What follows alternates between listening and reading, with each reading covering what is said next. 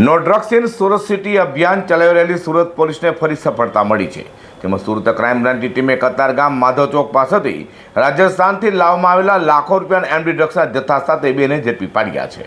Surat crime બ્રાન્ચની team no drugs in Surat city અભિયાન ચલાવી રહી છે, ત્યારે ક્રાઇમ બ્રાન્ચની ટીમે પેટ્રોલિંગ દરમિયાન બાતમીના આધારે સુરતના કતારગામ માધવ ચોક પાસેથી બનાસકાંઠા થરાદના ભરભારથી અમૃત ભારતી ગોસ્વામી અને શરીફ ખાન હાજી ખાન નાયક ઉર્ફે જનકસિંહ ચૌહાણને ઝડપી પાડ્યા હતા.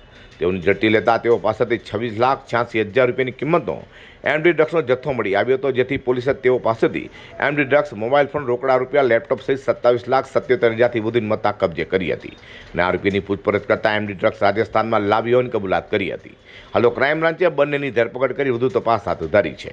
ક્રાઇમ બ્રાન્ચના police inspector KI Modi, PSI PM વાળા અને વિશાલ ધનગણનાઓને એક બાતમી મળી હતી કે કતારગામ પીપલ 4 રસ્તા માધવ ચોક પાસે બે ઇસમો એમડી ડ્રગ્સની ડિલિવરી કરવા આવનાર છે.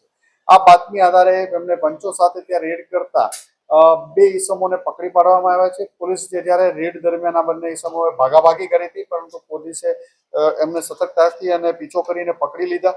આ બંનેને પકડતા એમાંથી એકનું નામ છે શરીફ ખાન ઉર્ફે જનકસિંહ ચૌહાણ હાજી ખાન નાયક અને બીજાનું નામ છે ભરત ભારતી અમૃત ભારતી ગૌસ્વામી. આ બંને થરાદ ડિસ્ટ્રિક્ટ બનાસકાંઠાના રહેવાસી છે અને આમની ઝડપી કરતા આમની પાસેથી અંદાજે 270 ગ્રામ જેવું ખૂબ સારી ક્વોલિટીનું એમડી ડ્રગ્સ મળી આવ્યું છે. આમની પૂછપરછ કરતા આ ડ્રગ્સ એ લોકો રાજસ્થાનથી લાવ્યા હતા અને અહીંયા કોઈને દેવાના હતા. આ લોકોની પૂછપરછ ચાલુ છે.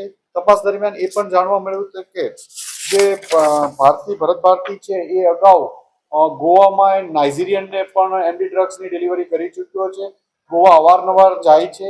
એ ઉપરાંત ગુજરાતના અન્ય જિલ્લાઓમાં પણ એને ડ્રગ્સની ડિલિવરી કર્યાનું પ્રાથમિક તપાસમાં ખુલ્યું છે. રાજસ્થાનથી એમડી ડ્રગ્સનો જથ્થો લાવનાર ભરત ભારતી અગાઉ પણ રાજસ્થાનથી માલ લાવી ગોવામાં નાઇજીરિયન ઇસમને ડિલિવરી કરી આવી હોવાની કબૂલાત કરી છે. તો ક્રાઇમ બ્રાન્ચે બંનેની ધરપકડ કરી વધુ તપાસ હાથ ધરી છે. Bureau report G24 news.